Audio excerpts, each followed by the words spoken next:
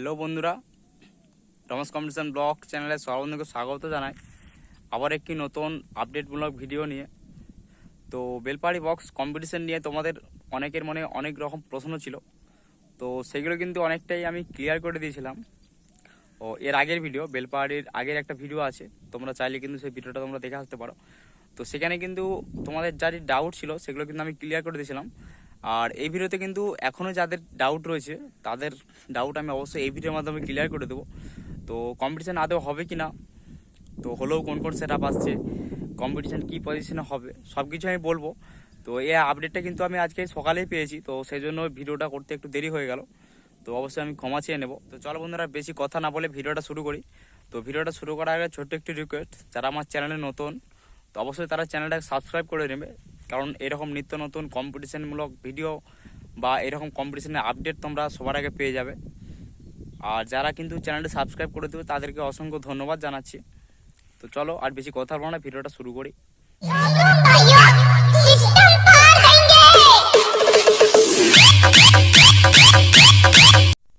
তো সবার মুখে কিন্তু একটাই নাম, বেলপাহাড়ি বক্স কম্পিটিশন। তার কারণ হচ্ছে জায়গাটা কিন্তু একটা ভাইটাল জায়গা হয়ে গেছে কম্পিটিশনে। তো পাওয়ার ভার্সে ডিএ সার্জেন্ট গত বছর কম্পিটিশন হওয়ার পর থেকে কিন্তু জায়গাটা একটা নামকরা কম্পিটিশনের জায়গা হয়ে গেছে। তো কোন কোন সেট আপ আপাতত বুকিং হয়ে গিয়েছিল, তো পাওয়ার মিউজিক হয়েছিল, পাওয়ার বর্মন, টাইটনিক, আর হচ্ছে কালাকার, গোস্বামী। আর ডিএ সার্জেনের ক্যাবিনেট থেকে কিন্তু আমাদের ওয়েস্ট বেঙ্গলে কিন্তু একটা ক্যাবিনেট আসছে, তো সেটা কিন্তু আসার কথা আছে। তো কম্পিটিশান হবে কি না এখন পর্যন্ত আমরাও জানি না। তো ছোট ছোট সেট আপ কিন্তু থাকতে পারে, আর বড় সেট আপে কিন্তু কোনো এলাও নেই। পুলিশ কিন্তু সব জানিয়ে দিয়েছে কম্পিটিশান কিন্তু ওখানে করা চলবে না, কম্পিটিশানে কিন্তু কোনো পারমিশন নেই, তারা কিন্তু কোনো পারমিশন দেয়নি পুলিশ প্রশাসন। তোমরা কিন্তু ছোট ছোট সেট আপ নিয়ে জল ঢালতে যেতে পারো, মানে বড় সেট আপের কোনো অ্যালাউ নেই। যদিও পাওয়ার মিউজিক আর যদি যায় তো ওইখানে কিন্তু 4x4 সেট আপটা নিয়ে যাবে হয়তো। তো 4x4 সেট আপ বাজারে দিবে নাকি সেটাও কিন্তু সঠিকভাবে বলা যায়নি। তো হয়তো ছটা কিংবা 4টে কিংবা 6টা বক্স বাজারে দিতে পারে, আর 2 ব্যাচ 2 মিনিট হলে তো আরও ভালো হয়।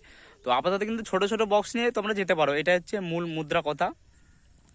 আর পূর্ব মেদিনীপুরের বা পশ্চিম মেদিনীপুর যাই বলো না কেন, যেসব সেট পালাররা আছে, আমার মনে হয় না যে পুলিশ পারমিশন ছাড়া তারা কিন্তু সেটা ভাড়া দেবে।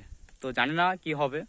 তো আজকে বিকালে কিন্তু যদি কম্পিটিশান কালকে হয়, মানে ছোটো ছোটো সার্ভারে যদি কম্পিটিশান হয়, সেটা কিন্তু আজকে বিকালে মালটা ঢোকার কথা। তো অবশ্যই আমরা ফলো রাখবো।